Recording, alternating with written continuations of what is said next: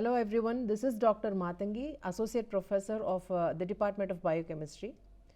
Let us join for another interesting session in Enzymes of Clinical Significance.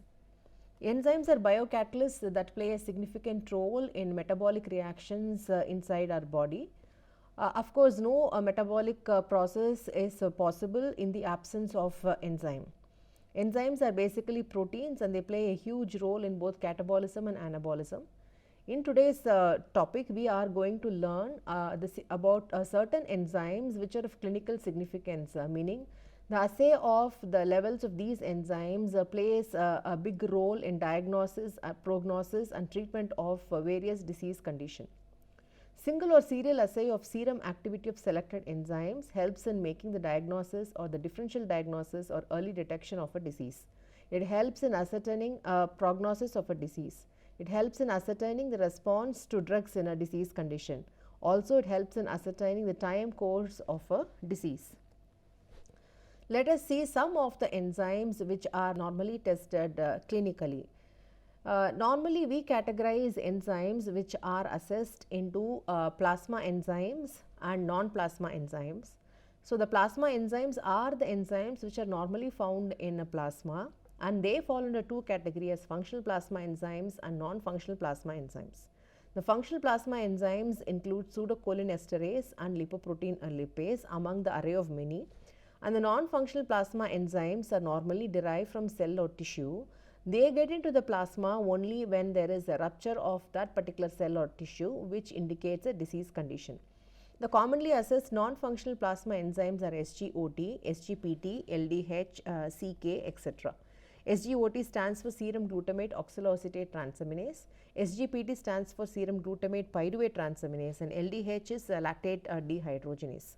So, this table describes the difference between the plasma and the non-plasma derived enzyme. The plasma enzymes which are normally functioning in plasma are normally synthesized in the liver. They perform specific functions in the plasma, and their substrates are present in blood, that is why they are released in plasma, and their plasma levels will be normally higher than what is found in tissues. So, the examples are enzymes that are involved in blood coagulation, fibrinolysis, lipoprotein lipase, which helps in transport of free fatty acids. So, these enzymes are some of the common enzymes which comes under plasma enzyme. But our main focus in clinical diagnosis is on non-plasma derived enzymes, which are intracellular enzymes, are not extensively found in plasma, found in different locations in various tissues of the body. They are released into the plasma, of course, by normal cell turnover. However, if the level is higher than normal, then it definitely indicates some disease condition. And these non-plasma enzymes, they do not have any physiological function in blood, and their substrates are absent in blood. And the level of these non-plasma enzymes are very low because of normal cell turnover under normal condition, and they increase only in the case of tissue damage such as myocardial infarction, hepatitis, certain carcinoma, etc. The common example for non-plasma enzymes are lactate dehydrogenase, creatinine kinase, certain transaminases, alkaline phosphatase, acid phosphatase, etc. Most of these non-plasma enzymes which are used in clinical diagnosis, they are called as isoenzymes. Let us understand the meaning for the word isoenzyme. Isoenzymes are again proteinaceous enzyme. They catalyze the same reaction, they act on the same substrate, they use the same coenzyme. Then why are they called as iso, or how they differ? They have a different subunit. They have different Vmax and Km value which are necessary for efficient enzyme catalysis. They have different physical properties. Because of the slighter variations in the molecular structure, they have different electrophoretic mobility, they have different immunogenic property, and the heat stability of the isoforms also vary from each other. Coming back to the basic question, why there is an increase in the plasma levels of non-plasma enzymes, that is the enzymes which are not normally found in plasma. So, what could be the reason in the spike? This could be significant elevation in serum of the non-plasma enzyme could be under the following condition. First is a damaged cell or tissue, increased rate of cell turnover, increased proliferation of cell, or increased synthesis of the enzyme itself. So, this diagram or this figure, it shows how the non-plasma enzymes enters the plasma because of damage to the cell. Let us get into the detail of the plasma levels of certain enzymes which are assessed for clinical purpose. The first one is SGOT. SGOT is also called as AST.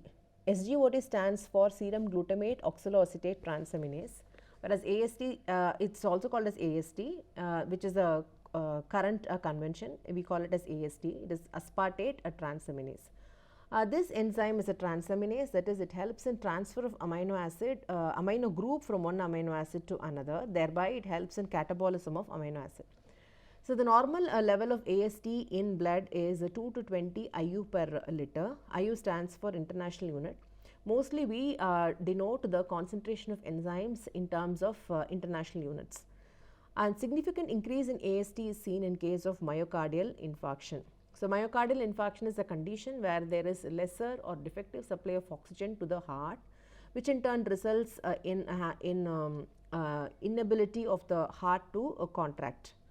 Moderate increase of this enzyme AST is observed in liver diseases, and the isoenzyme forms are normally the cytosolic form, and which is seen in case of mild injury to any of the tissue, whereas the mitochondrial form of the isoenzyme is seen in case of severe injury. So, by studying the electrophoretic mobility, we could be able to identify which fraction is elevated, and we will be able to correlate it with a specific disease. So, this equation, it shows the reaction that is catalyzed by the aspartate transaminase enzyme. So, the main function of aspartate transaminase is to transfer the amino group from the amino acid aspartate to alpha ketoglutarate. So, the product form would be glutamate and oxaloacetate. So, glutamate is the most predominant amino acid present in the amino acid pool of any cell, and later glutamate will be converted to glutamine that will enter the urea cycle. The second most important enzyme of clinical significance that will be assessed is ALT or SGPT. SGPT stands for serum glutamate pyruvate transaminase. In modern convention, it is called as ALT, that means alanine transaminase. So, this equation, it describes the biochemical reaction catalyzed by this enzyme. So, as the name indicates, this enzyme transfers an amino group from alanine to alpha ketoglutarate, again resulting in the formation of glutamate. As I told you, it is the most common amino acid present in the amino acid pool. The byproduct is pyruvate, which will enter the TCA cycle. So, what is the clinical significance of SGPT level? The normal level of SGPT is between 13 to 40 international units per liter, and there is a significant increase in this enzyme in acute nephritis, where it can go up to 1000 IU per liter. Moderate increase in this ALT is seen in liver diseases, and increase in serum ALT and greater than serum AST is observed as a clinical manifestation of liver diseases. And in chronic liver diseases, the level of ALT can go up to 100 IU per liter. A similar increase in trend is also seen in case of malignancy of liver and cirrhosis. The third most important enzyme that is frequently assessed is GGT or the gamma glutamyl transferase. So, this enzyme helps in the transfer of amino acid into the cell, especially it is expressed in the liver. Gamma glutamyl transferase is used as a marker for obstructive jaundice and alcoholic cirrhosis. The next enzyme which is widely studied is 5-nucleotidase enzyme. 5-nucleotidase, as the name indicates, it helps in cleaving the nucleic acid from the 5' end. And this enzyme is moderately increased in plasma or serum in hepatitis, and it is highly elevated in biliary obstruction. So, normally ALP is also assessed, is used to understand bone changes or the osteoblastic activity. And in addition, 5-nucleotidases also plays a significant role in indicating the function of osteoblastic cell. The next most important enzyme is creatine kinase. This creatine kinase is again an isoenzyme form which exists in 3 isoforms in different tissues of the body. Creatine kinase isoenzyme 1 is abbreviated as CK1. It is found in brain, and the two isomeric units are described as capital B, capital B. So, the electrophoretic mobility of this enzyme is maximum. It is predominantly present in brain, that is why it is represented as BB, and its normal expression in blood or plasma is 0%. The second isoform of creatine kinase, we call it as creatine kinase 2, which has got an intermediate mobility in the electrophoretic pattern, is extensively present in the heart muscle, and the isoform is denoted as MB unit. It has got a 2 polypeptide chain, and the 2 polypeptide chains are denoted as M unit and the B unit, and nearly 3% of this enzyme is seen expressed in plasma. The third isoform is creatine kinase 3, which is having the least electrophoretic mobility. That means it will be staying near the point of application of the sample, and predominantly it is found in skeletal muscle, and the mean percentage in blood is 97 to 100% expressed in blood. So, this equation shows the reaction catalyzed by the enzyme creatine kinase. Creatine kinase, it helps in the reaction between creatine and ATP to form phosphocreatine, and phosphocreatine is used as a source of energy during a muscle contraction. The next important enzyme which is widely studied is lactate dehydrogenase. So, lactate dehydrogenase helps in the conversion of the intermediate pyruvate into lactate during anaerobic oxidation, that is in the lack of oxygen. Pyruvate is normally converted to lactate to meet the energy requirement of the cell. Lactate dehydrogenase is principally seen in RBC. The normal value of this enzyme is between 55 to 140 international units per liter. This lactate dehydrogenase has got 4 polypeptide chains, and it exists in 5 isoforms labeled from lactate dehydrogenase 1 to 5. So, in lactate dehydrogenase 1 there are 4 H chains. In lactate dehydrogenase 2 there is 1 M chain and 3 H chains. In the isoform 3 it is 2 H chains and 2 M chains. In the isoform 4 it is 1 H chain and 3 M chains, and in isoform 5 all the 4 are labeled as M chains. Here H and M stands for heart and muscle respectively, and these the combination of 2 chains, that the H and M, are coded by 2 different genes. So, this table describes the isoenzyme forms of lactate dehydrogenase along with its electrophoretic mobility. Lactate dehydrogenase 1 is having the fastest electrophoretic mobility, and it nearly constitutes 30% of all the isoforms of lactate dehydrogenase, predominantly present in heart and skeletal muscle. Lactate dehydrogenase 2, it trails next. It has got a faster electrophoretic mobility, and it is forming 35% of all the isoforms, and it is predominantly found in RBC. Lactate dehydrogenase 3 constitutes 20% of total human lactate dehydrogenase, and it is predominantly found in brain. Lactate dehydrogenase 4 constitutes 10% of total human serum LDH, and it is predominantly originate from liver. Lactate dehydrogenase 5 constitutes 5% of the total LDH, and it is predominantly excreted or released from skeletal muscle. So, accordingly, by assessing the variation in the isoform of the lactate dehydrogenase, we will be able to understand which particular organ or organ system is affected. So, the next important enzyme which we will be seeing is alkaline phosphatase. So, alkaline phosphatase has multiple sources of origin, which includes liver, bone, placenta, also less commonly from small intestine.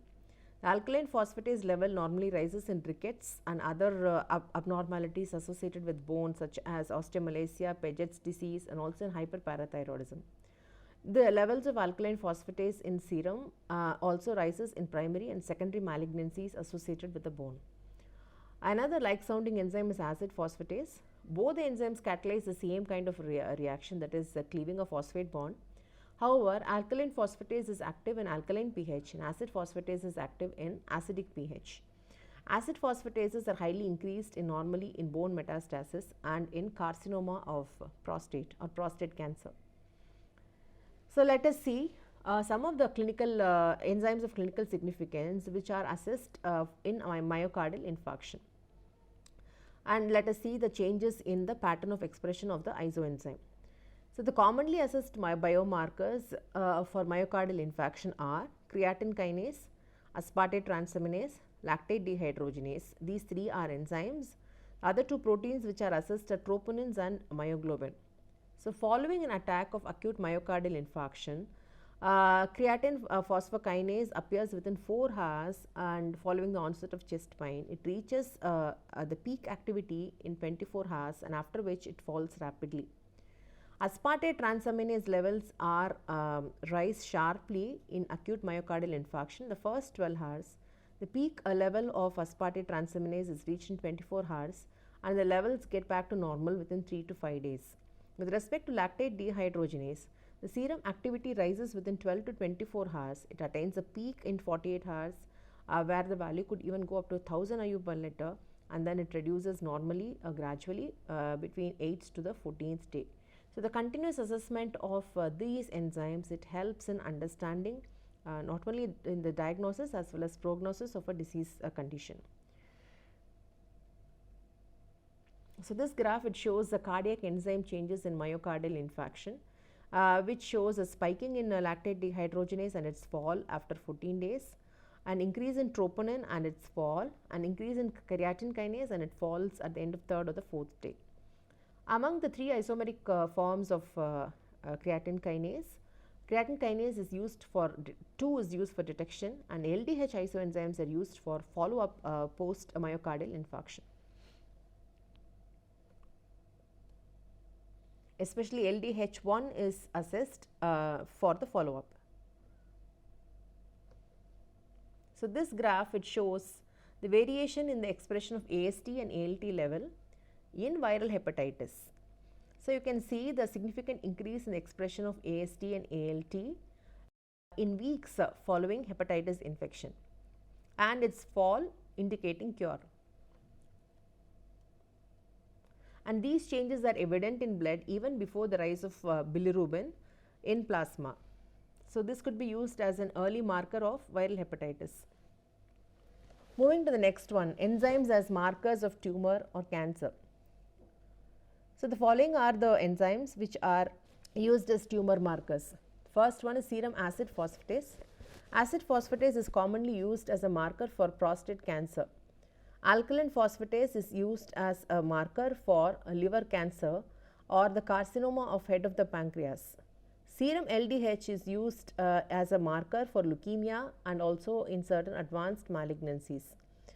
Leucine aminopeptidase is used as a marker for liver cell carcinoma, and there are certain neuron specific enolases which are used to diagnose malignancies of neurons or tissues associated with the central nervous system. So, let us do a small recap. Enzymes are biological catalysts which are present in every cell of the body and they play a significant role in metabolism.